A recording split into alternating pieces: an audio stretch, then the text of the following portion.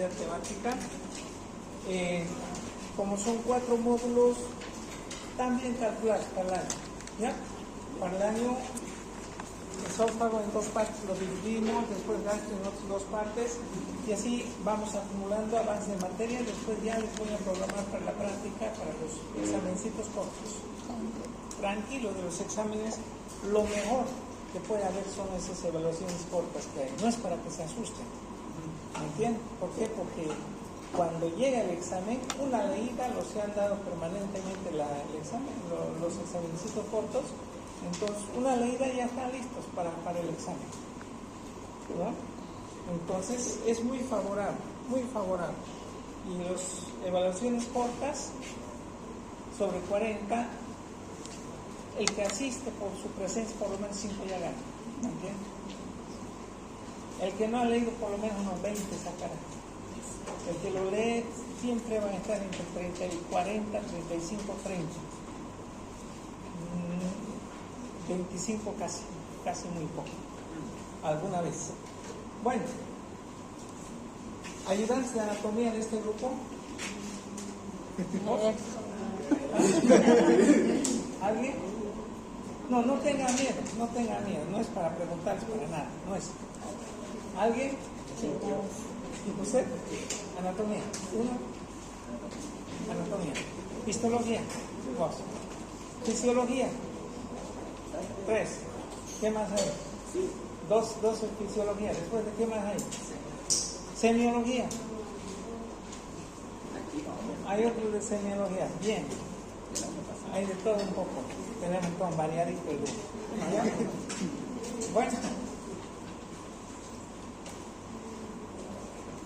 A modo de compartir las clases, quizás alguna vez, para que los refresquen les dé, pero les voy a avisar, para que preparen sus diapositivas. ¿Me entienden? Por ejemplo, a vos, usted en el hígado, pare, refresca la memoria de sus compañeros, empieza con el hígado, el otro con su histología del hígado, el otro con su fisiología del hígado, con su semiología del hígado, y después entramos al tema. ¿Está bien? ¿Ya? Pero no va a ser con vamos a ver qué pasa el otro. No les voy a decir eso, no lo voy a hacer. ¿Me entiendes? Yo con anticipación una semana antes les avisaré. ¿Ya? Bueno, eso a modo de que todos entren en el recordatorio de los temas que se va a avanzar, de la patología que se está hablando, del órgano que estamos hablando y de qué estamos hablando también. Y ahí hasta de la forma, eso todos se van a acordar qué tipo de células tiene, qué funciones tiene, etcétera, y todas las patologías. Bueno, ¿en qué parte estamos?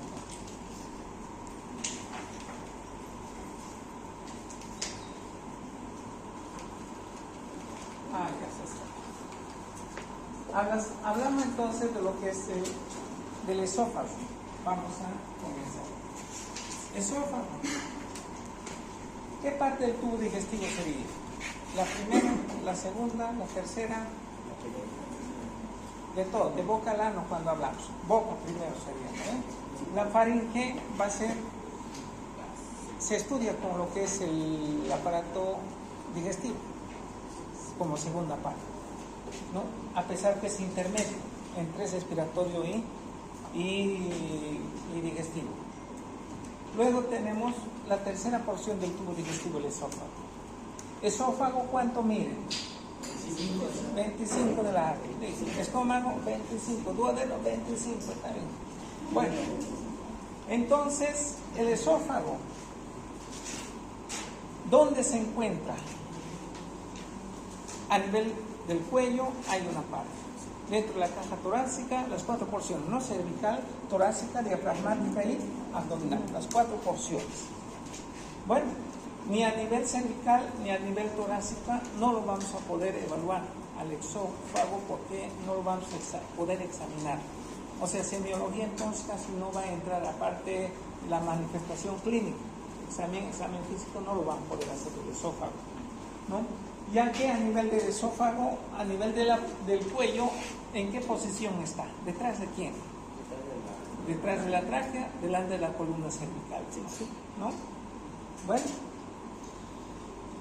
La caja torácica, dentro de la caja torácica está ocupando ¿qué mediastino?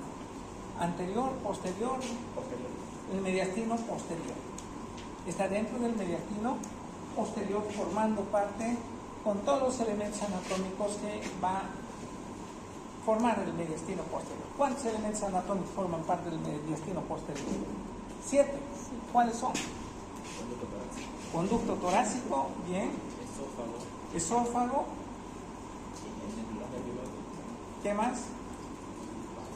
Ácido vago derecho, vago izquierdo, ácidos mayor, ácidos menor. ¿No? Todo eso va a formar el mediastino posterior. Bueno, el esófago tiene dos esfínteres, un esfínter esofágico superior, otro inferior. En sus características histológicas, en la capa de lo profundo a lo periferia, la mucosa, ¿qué tipo de epitelio es del esófago? Epitelio plano, estratificado no. Plano, estratificado no, queratinizado. Cosa que va a cambiar ya en el estómago. En el estómago, ¿qué tipo de epitelio va a ser? Epitelio cilíndrico simple. Es epitelio cilíndrico simple. Mientras en el esófago, entonces epitelio plano, estratificado no, queratinizado. Bueno, después de esa capa mucosa, vamos a tener la submucosa. La submucosa es un tipo de tejido conjuntivo, ¿no? Tejido conjuntivo. ¿Es un denso o laxo ese tejido conjuntivo? Denso. Tejido conjuntivo denso. Claro, los densos hay modelados, no modelados, ¿o no? Entonces tenemos, por fuera de eso ya tenemos entonces la capa muscular. ¿El esófago qué tipo de músculo tiene?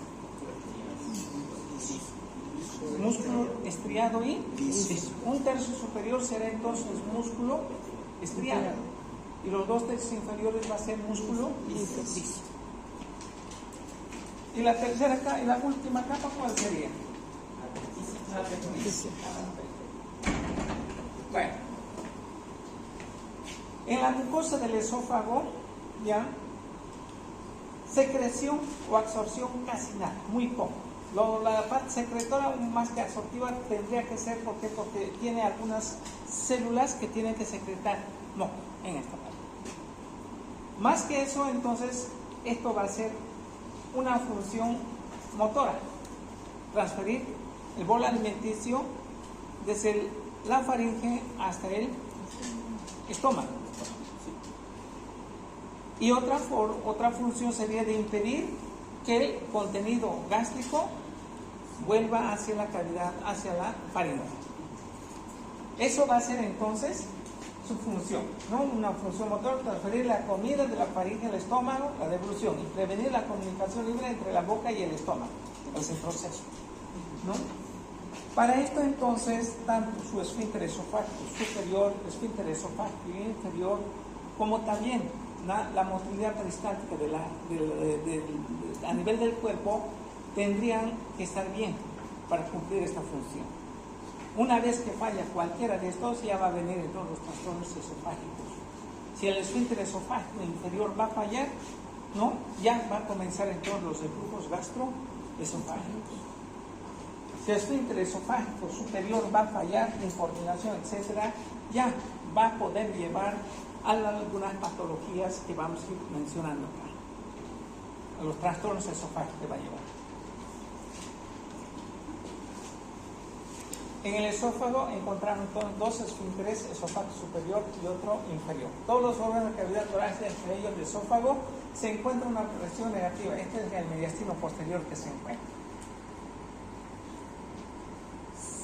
Sin los esfínteres esofágicos se aspira aire y el contenido gástrico hacia el esófago durante cada respiración. Estos esfínteres se distinguen solamente por su función, puesto que desde el punto de vista anatómico se continúan con el músculo circular del resto del esófago y no se puede identificar la estructura esfinteriana definida a la inspección a simple vista o microscopio. El esfínter esofágico superior, desde la arcada dentaria, está aproximadamente a 20 centímetros o a 25 centímetros, ¿no? Desde los incisivos cuya presión va a ser entre 50 a 100 milímetros de mercurio.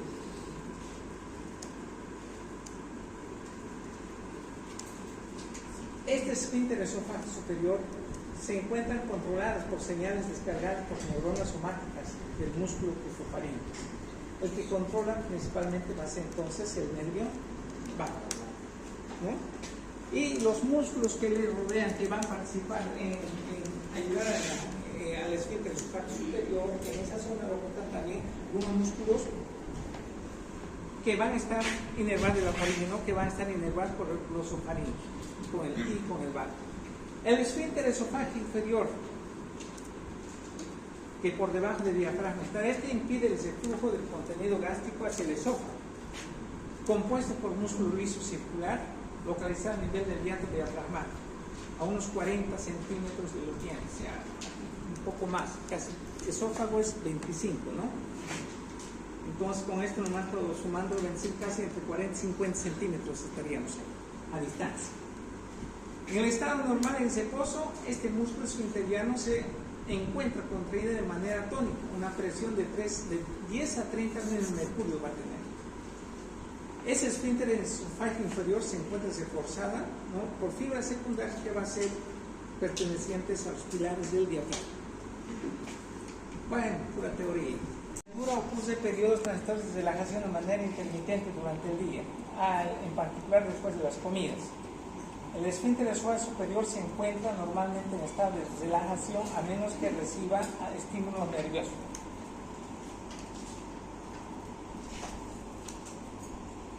Como el tono del esfínter esofágico superior en reposo se conserva por la acción continua del nervio vago, la denervación produce pérdida de funcionamiento de este esfínter. Cuando va a haber alteración de la relajación normal del esfínter esofágico superior, cuando llegue a algún bolo alimenticio, a la cavidad bucal, a la faringe, va a entrar entonces, cuando no se va a relajarse, entonces va a haber aumento de presión a nivel de la hipofaringe, donde aquí puede desencadenar ya aumento de presión en ese lugar por falta de coordinación de la relajación, ¿no? Y las paredes de la faringe, el más débil, la pared lateral posterior, porque la anterior por la glotis va a estar tapado, ¿no? Y bucofaringe, nasofaringe, etcétera. Estoy hablando del hipofaringe. La más delgada, la más débil es la posterior. Entonces, cuando hay esa incoordinación, aumento de presión puede provocar protrusiones de la pared hacia atrás. ¿Entienden? En este caso, ¿no?, divertículo del Senker, lo que va a formar que después vamos a mencionar. ¿Ya? Bueno, pero como consecuencia de qué está sucediendo eso, como consecuencia de falta de relajación normal, cuando hay esa alteración. La relajación normal del esfínter esofágico inferior que se produce durante la deglución es mediada por acción de las neuronas intrínsecas del plexo mientérico. Las neuronas que median la relajación del esfínter esofágico inferior durante la deglución no son adrenérgicos ni colinérgicos. Entonces van a ser estas hormonas no adrenérgicos, no colinérgicos, como polipéptido intestinal vasoactivo o óxido nítrico. No, estos van a llevar a relajación.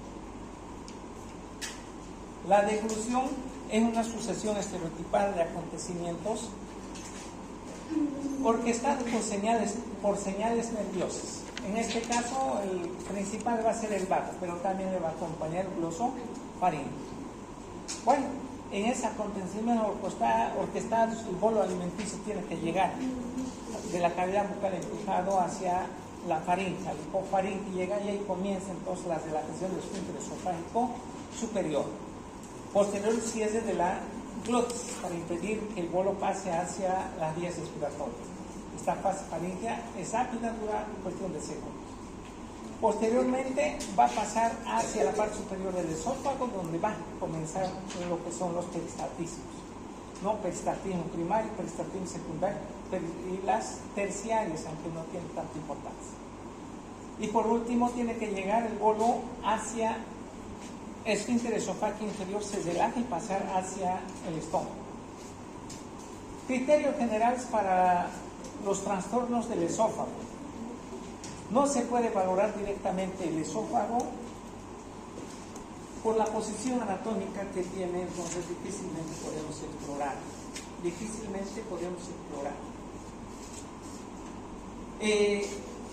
Accesible va a ser a través de la endoscopía y otros tipos de estudios, pero directamente para ver qué es lo que tiene, con endoscopía veríamos directamente, en directo.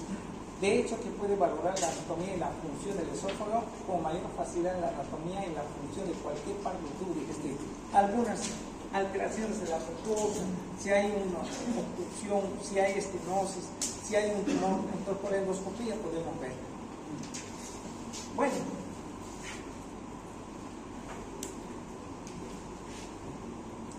las manifestaciones más frecuentes a nivel del esófago, disfagia.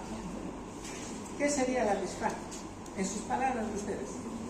Dificultad para deglutir. Eso es la disfagia. ¿Ya?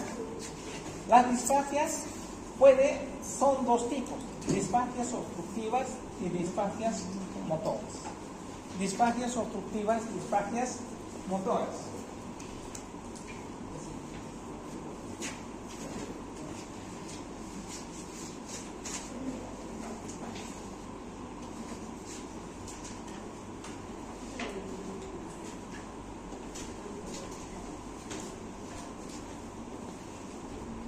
Una de las manifestaciones entonces es la disfagia, dificultad para deglutir. Dos tipos: disfagia obstructiva, disfagia motora.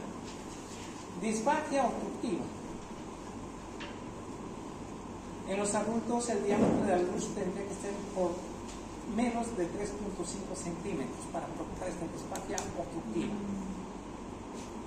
Como el trastorno parcial de la luz impide de manera característica el paso de grandes bolos no deformables, la disfagia obstructiva es de manera característica peor para los sólidos que para los líquidos. Su nombre lo dice en la disfagia obstructiva. Está obstruyendo algo.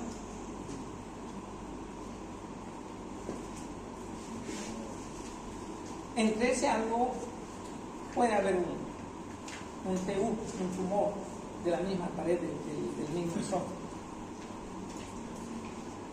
¿no? O puede estar comprimiendo de la tráquea o bronquios que están invadiéndolo. De alguna manera, o en la misma luz, hay una obstrucción, una estenosis que se está dando. Disfagia obstructiva. Los pacientes con grados menores de estrechamiento pueden encontrar asintomático hasta que se enclave el bolo alimenticio sólido en el lugar de estrechamiento que hay.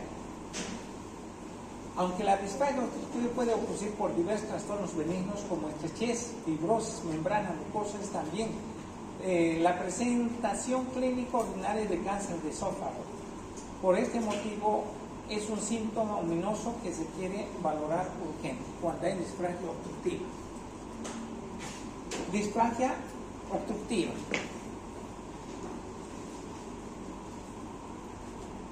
Estamos hablando de cáncer del esófago, ¿no?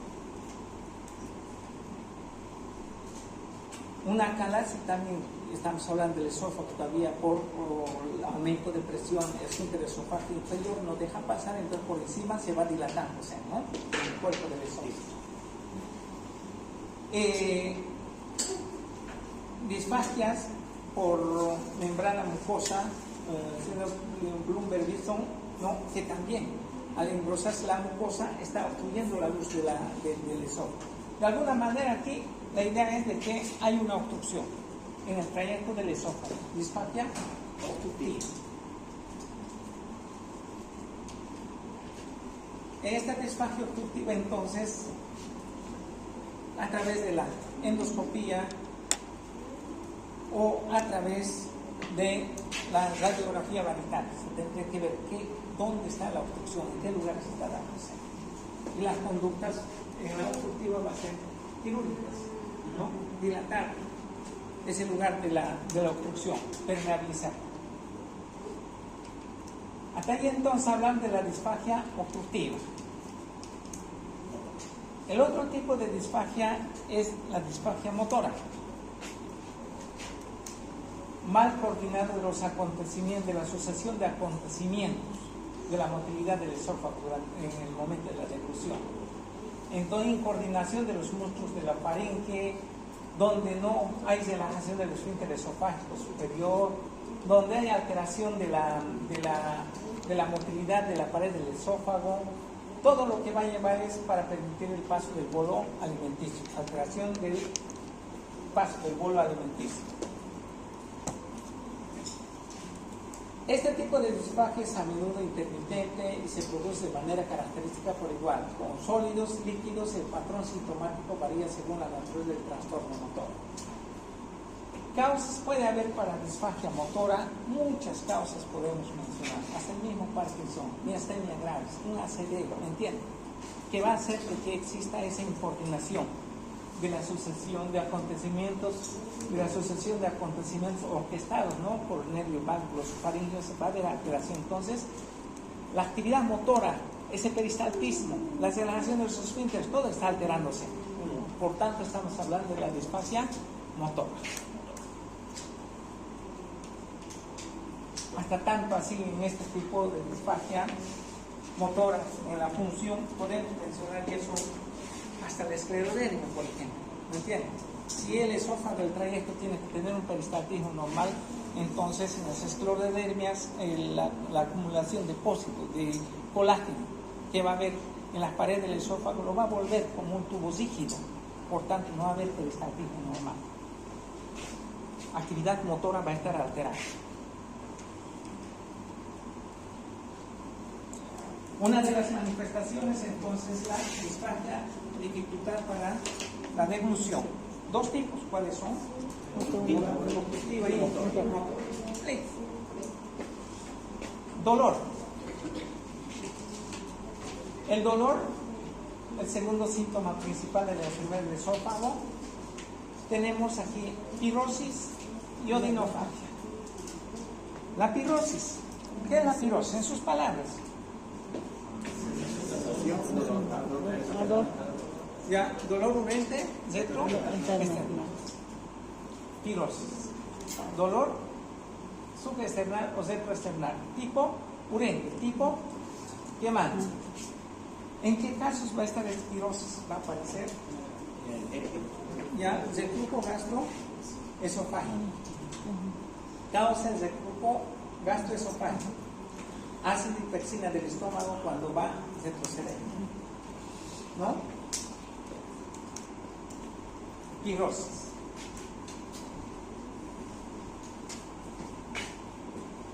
En otras causas, haber ingerido sustancias cáusticas, ¿no? Posteriores también van a sentir la pirrosis, ardor, dolor. Bueno, pirrosis principalmente entonces es el reflujo gastroesofágico, ácido y pexina del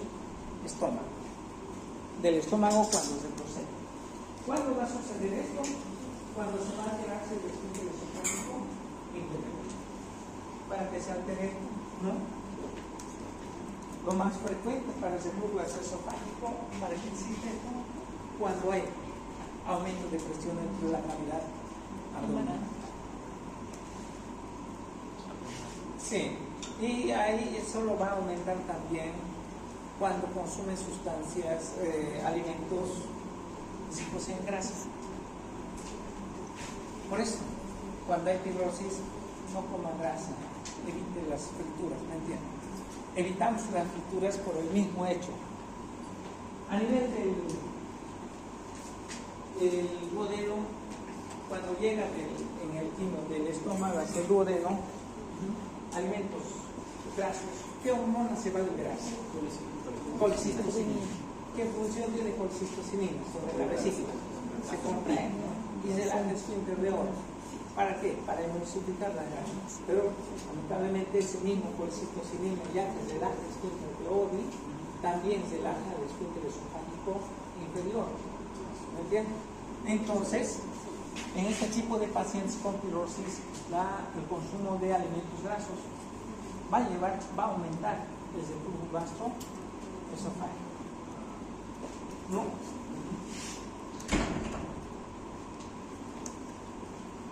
o cuando tiene ese reflujo gastroesofágico, si consumen medicamentos como bloqueadores de canales de calcio, eso también puede empeorar también esto. Bueno, la pirosis entonces, de dolor hablamos ya de pirosis, dolor retroesternal, uremia.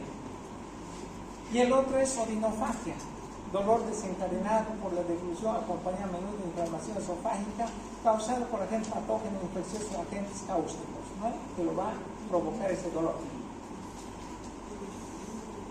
Agentes patógenos infecciosos, ¿no?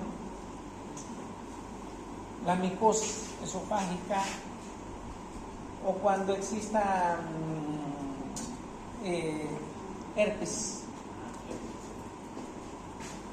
zóster, ¿no? Mucha cavidad bucal, todo abarca y hasta esófago puede abarcar. Todo eso puede provocar ese dolor, ¿no? O consumo de agentes cáusticos, sustancias cáusticas. Como por ejemplo aquí, ¿qué cositas se toman más que todo para querer envenenarse? Dos cosas toman, ¿no? Lavandina y raticida, ¿o no? Lavandina.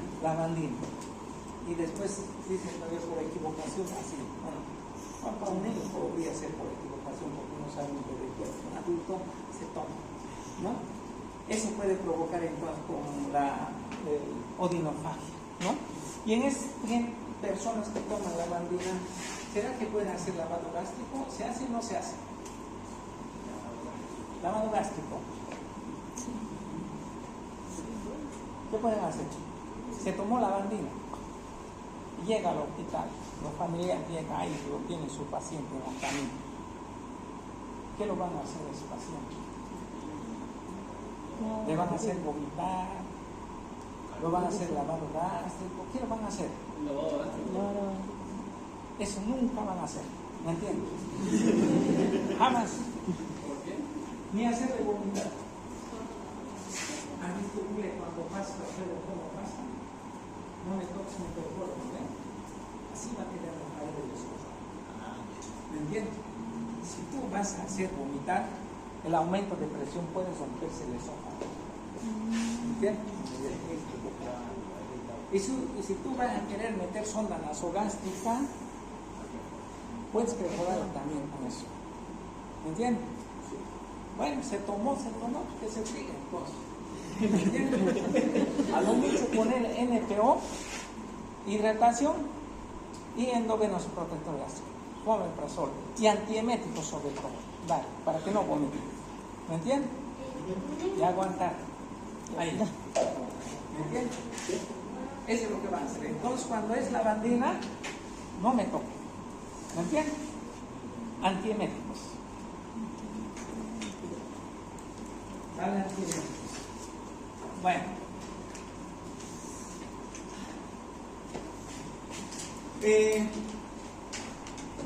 Odinofagia. Ya hablamos.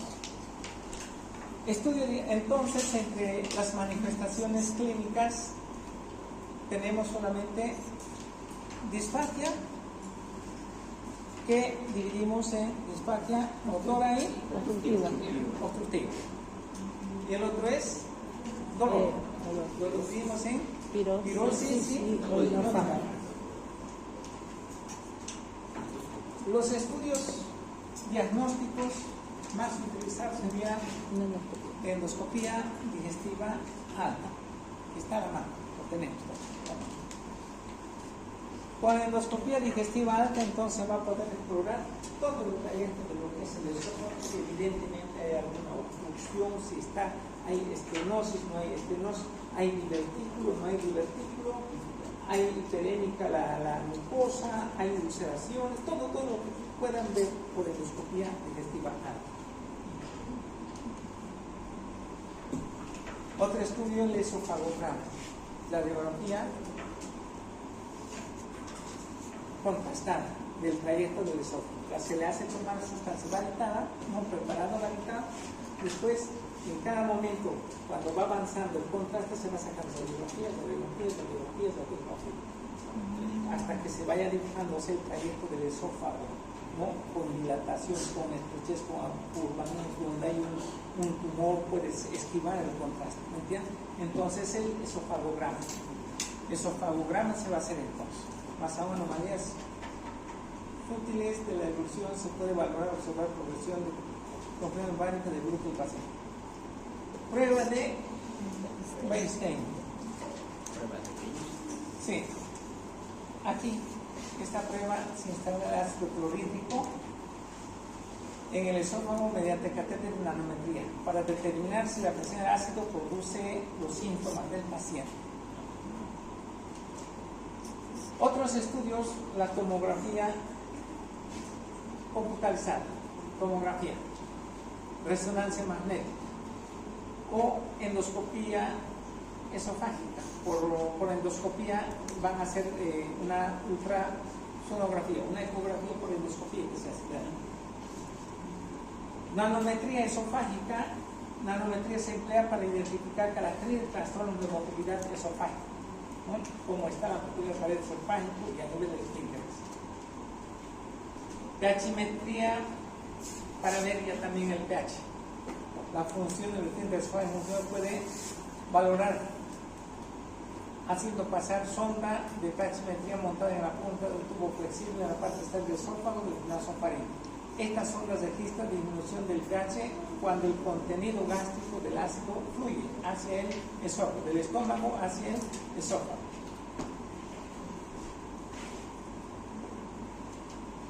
El pH cuando es alcalino sube o baja. Sube. No. Sí. Y cuando es ácido, Baja. Bien.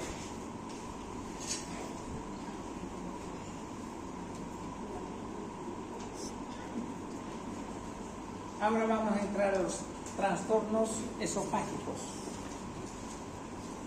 Una vez después de ver la pantalla lo que es el esófago y la manifestación de síntomas que pueden tener, vamos a entrar a las anomalías anatómicas.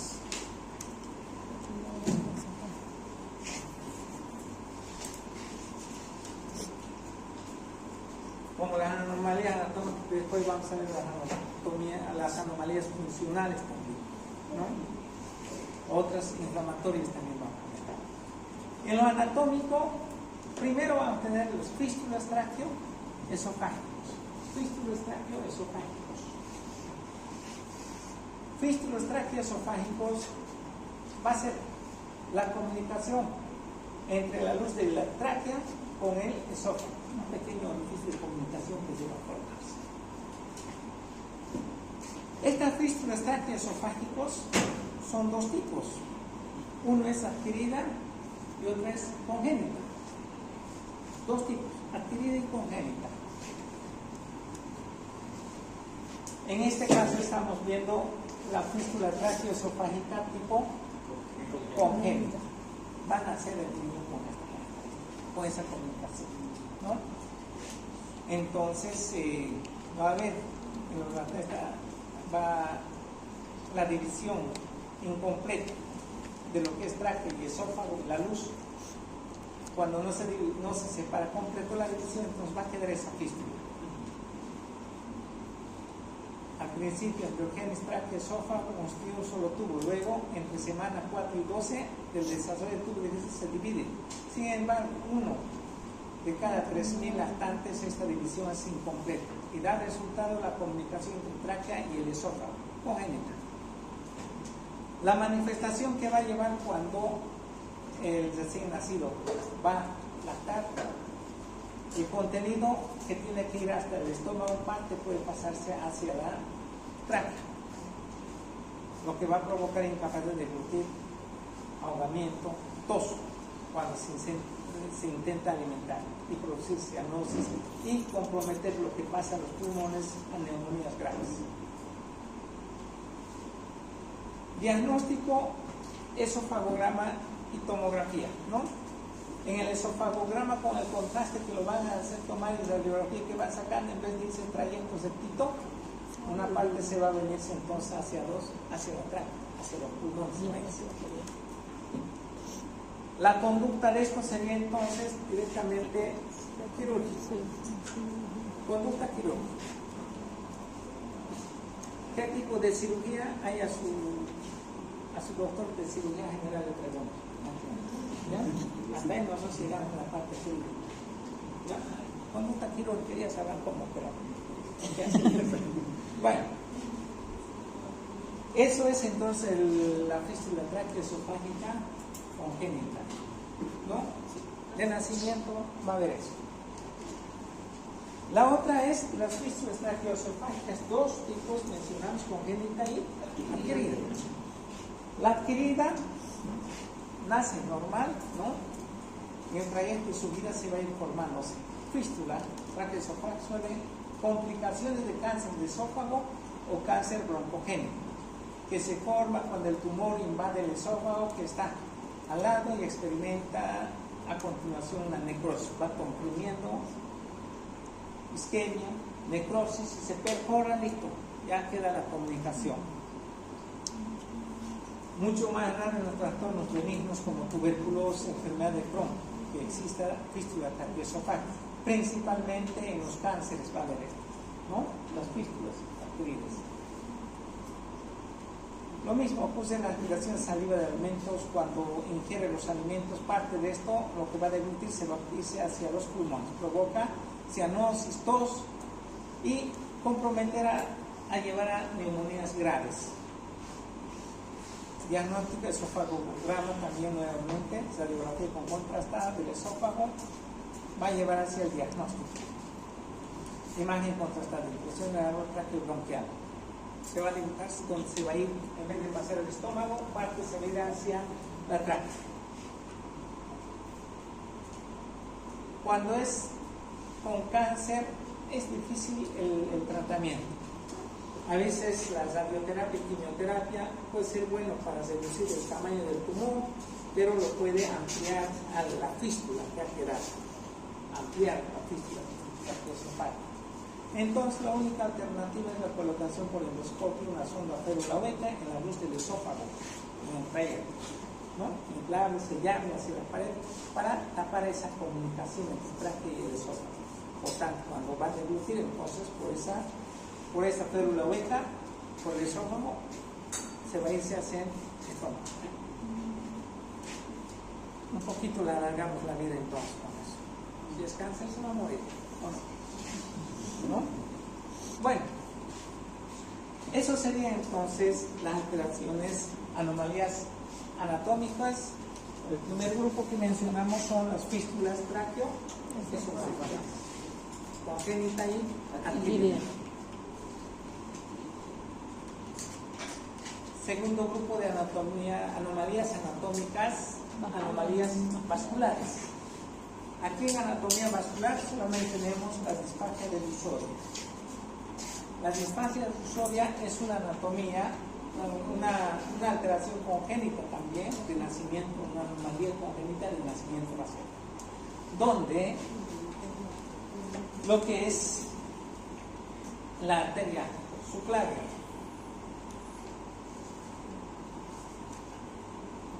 del lado, este lado que sería, del lado derecho, van a nacer de la aorta descendente, en vez de nacer de aquí. A ver, ¿cuáles son las cuatro ramas del callado de aorta? Vamos. Tronco brachiocefálico, una Arteria carótida carótida izquierda, subclavia izquierda, y la otra, al nacer, las coronarias, ¿no? Las coronarias. Bueno, entonces, la coronaria, luego tronco brachiocefálico. De este tronco brachiocefálico, la carota primitiva derecha y la derecha y la subclavia izquierda. La carota primitiva derecha y la subclavia izquierda tiene que nacer. Luego más acá nace la carota primitiva del lado izquierdo y la subclavia izquierda. Pero sin embargo, en esta disfagia Lusoria, y acá es congénito, en vez de nacer el tronco arterial brachiocefálico, está naciendo de aquí, aparte, de la aorta descendente, ¿no? Y para tomar su posición normal por debajo de la clavícula para seguir su trayecto, ¿no? Para después volver para formar la axilar, etc. Entonces pasa por detrás del esófago, está pasando. Durante la deglución y como la pulsación de la arteria, o cuando late la arteria, la deglución, en ese momento entonces va a impedir, va a provocar una dificultad de la alimentación normal. No impedirá totalmente que pase, pero hay una disminución del trayecto del contenido del bolo va a impedir. Ahí tenemos entonces disfagia de Lusor. Los niños por el experimento suelen tener otras anomalías de desarrollo más amenazadoras en la vida del críter. Mayormente esto ahí queda, ¿no? Para la reparación primero depende de la constelación específica de la anomalía. Mayormente pero ahí va a quedar esto. Bueno, entonces la anomalía se llama, las anomalías vasculares resumimos en disfagia de Lusor. ¿Cuándo va a darse? Cuando la subclavia derecha nace de aorta descendente. El tercer grupo de las anomalías anatómicas tenemos las hernias hiatales. Hernias hiatales. Hernias hiatales. Hernia hiatal, hernia diafragma, los cuales va a haber dos tipos de esto. Uno es por deslizamiento y otro es paraesofágica. Por deslizamiento y paraesofágica. Hernias hiatales se van a darse como consecuencia de en el diafragma, para el esófago, para que pase ahí un orificio esofágico, ¿verdad? Sí. Cuando ese orificio esofágico se ensancha, va a comenzar a aparecer los hernias hiatales, uno por deslizamiento y otro paraesofágico. El de por deslizamiento es 90% y el paraesofágico es 10%. El deslizamiento, por deslizamiento 90%, esto mayormente es asintomático, no se quiere, mayormente no se quiere cirugía, ¿no? Mientras el otro 10% es sí o sí necesita cirugía, el otro 10%. Ahora, hernia hiatal por deslizamiento 90% son tipos de deslizamiento que la unión gastroesofágica se desplaza hacia arriba por ese orificio esofágico ensanchado. O sea, el esfínter esofágico inferior en relación al diafragma, ¿dónde se encuentra? Por debajo, ¿o no? A unos 5 centímetros por debajo está ese esfínter esofágico inferior. ¿Qué pasa ese orificio cuando se ensancha? El esfínter no se altera, no se debilita, está entre el estómago y el esófago está. Lo único que hace es se desliza por ese orificio ensanchado hacia arriba. ¿Se metió dónde? Dentro del mediastino posterior. ¿Me entiendes? Tanto así puede volver, retroceder, etc. Esa es hernia hiatal por deslizamiento. Donde por ese orificio esofágico dilatado, ¿no? El esfínter esofágico inferior y parte del estómago puede deslizarse hacia el mediastino posterior. Eso es el hernia hiatal. Por deslizamiento se desliza hacia arriba, hacia abajo a través del hiato esofágico. Como esto. El orificio se ensanchó, ¿no? Este es el esfínter esofágico inferior que tenía que estar debajo del diafragma, aquí a 5 centímetros del diafragma, y tenía que estar el esfínter esofágico inferior. Ese esfínter, como esfínter sigue, pero se subió para arriba, arrastrando aquí por detrás del esfínter una parte del estómago, también se ha subido así. ¿Sí? Entonces, ahí tenemos hernia hiatal por deslizamiento. Estos son asintomáticos. A no ser que ese esfínter esofágico inferior se debilita, entonces en ese caso quizás recién reflujo gastroesofágico puede provocar esto. Puede tener agravarse la tendencia de los pacientes en niveles de reflujo gastroesofágico cuando esta clase de hernia permite que el esfínter esofágico inferior al pasar desde la presión positiva al abdomen hacia el mediastino bajo presión negativa. Aunque es posible reparación quirúrgica, hernia yatal por deslizamiento no suele requerir tratamiento, a menos que se acompañe de una enfermedad de tubo gastroesofágico grave. Y si es desnudo gastroesofágico grave, bueno, pues lo bajarán esta hernia abajo, separarán el orificio, disminuirán, pondrán en su lugar, ¿no? Entonces, hernia yatal por deslizamiento mayormente es asintomático y no requiere tratamiento. Esta otra es hernia yatal paraesofágico yatal. 10%, menos de 10%, los pacientes con esta hernia tienen un tipo de hernia paraesofágico. Aquí, ¿qué pasa? El orificio se amplió, pero el esfínter esofágico está en su posición normal. Lo que sí, una parte del estómago se ha metido por ese orificio ensanchado, se ha metido para adentro, como una jorobita se está metiéndose, ¿no? Ahí estamos viendo entonces hernia yatal paraesofágico. Esta obstrucción que se ha metido hacia adentro, parte del estómago, hay tendencia de girar sobre su propio eje, ¿no? Al girar sobre su propio eje, ¿qué puede provocar? Vólvulo, estrangulación y infarto. Es peligroso, ¿no? Por tanto, hernia yatal paraesofágico requiere tratamiento. ¿Y cuál es el tratamiento? Cirugía. Tienen que colectar a través de una cirugía. La una o la otra de las hernias paraesofágicos, ¿no?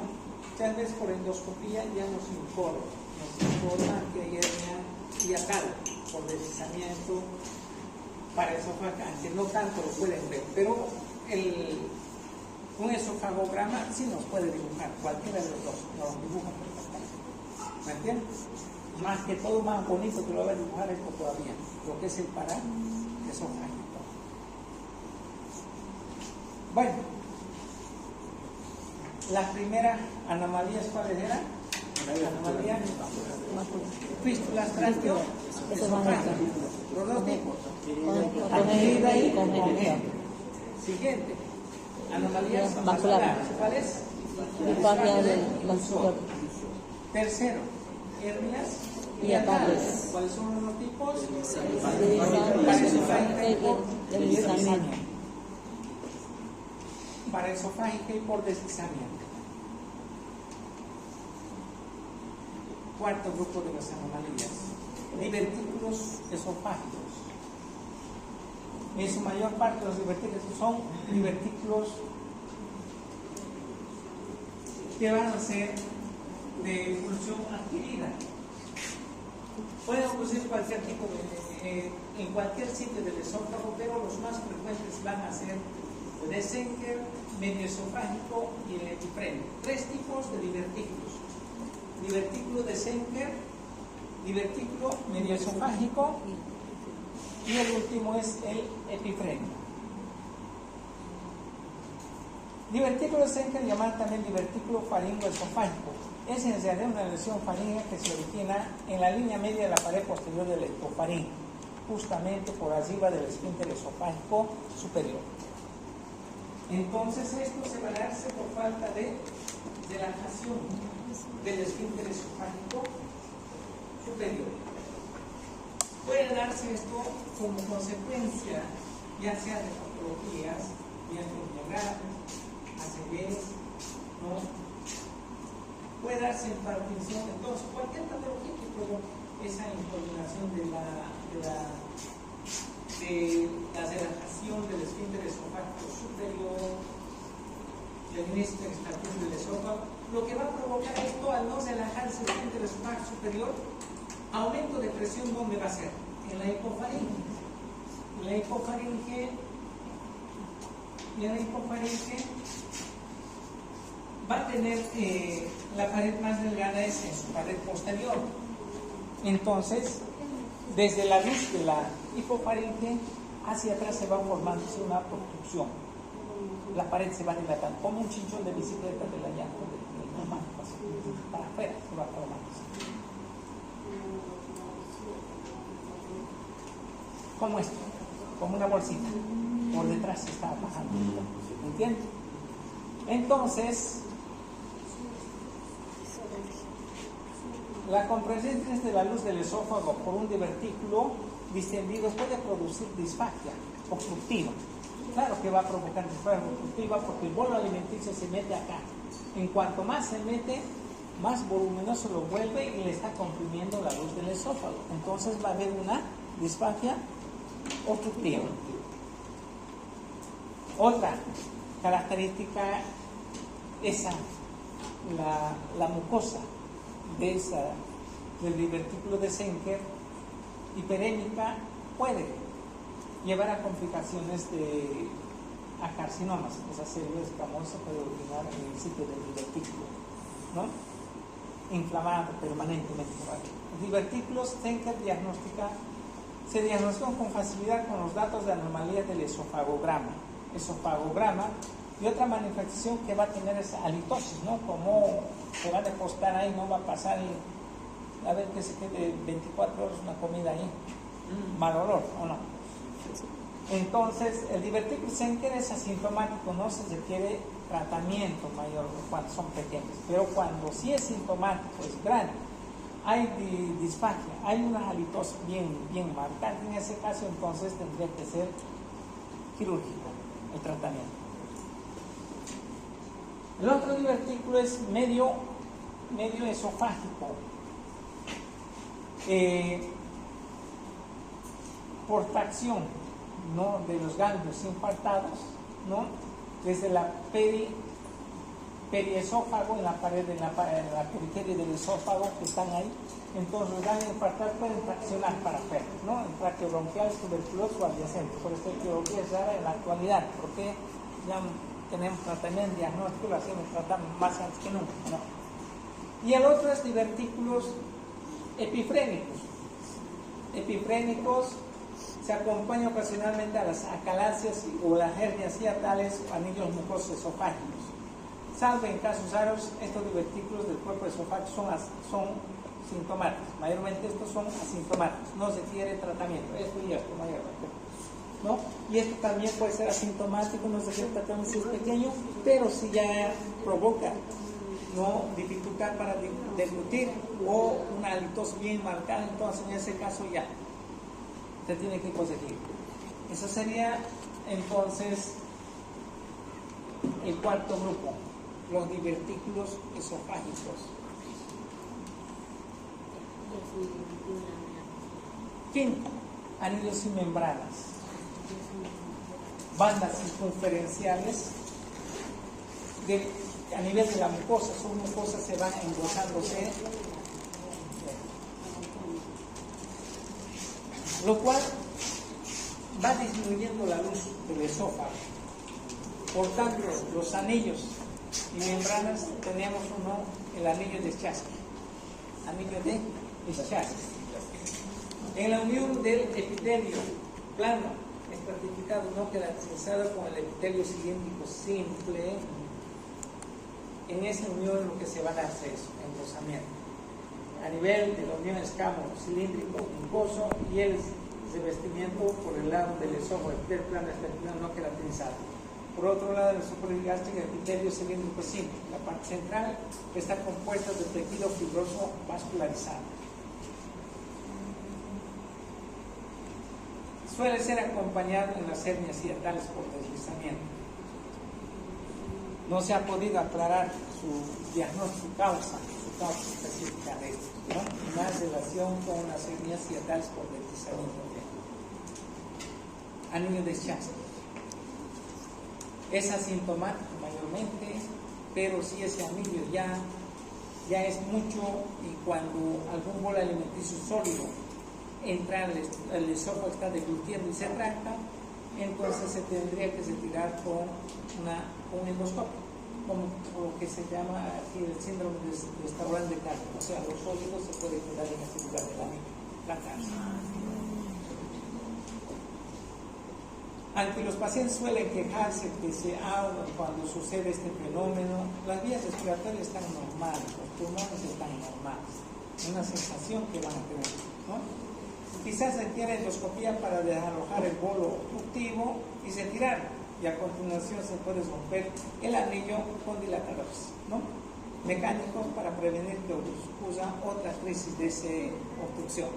Entonces esto va a llevar anillo de Chasky a un tipo de una obstrucción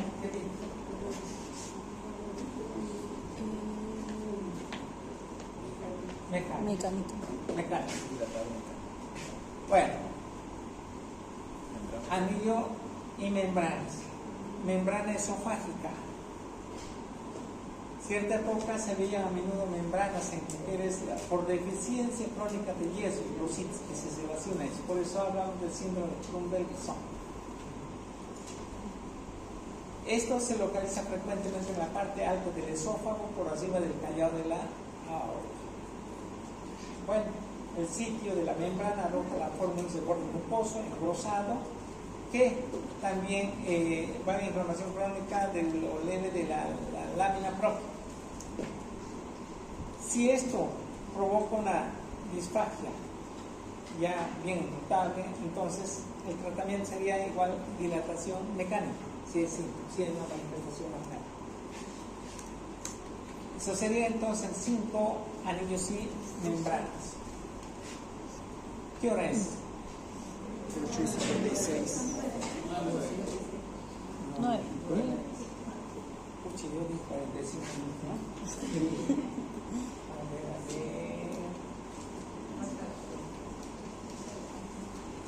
Les voy a cansar, ¿no? Y solamente quiero que me digan las anomalías anatómicas. Sí.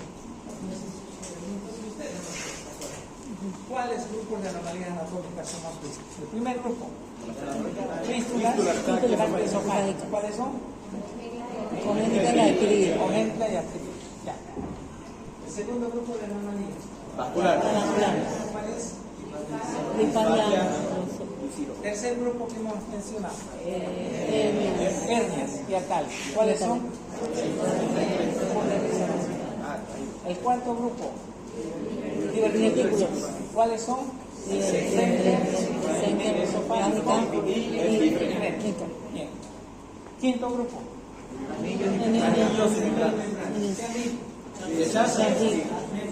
Eso, membrana esofágica. Ya, Lumber. Bien. Siempre Lumber. ¿Ya? ¿Ya lo tiene en la lista? Ah, ya.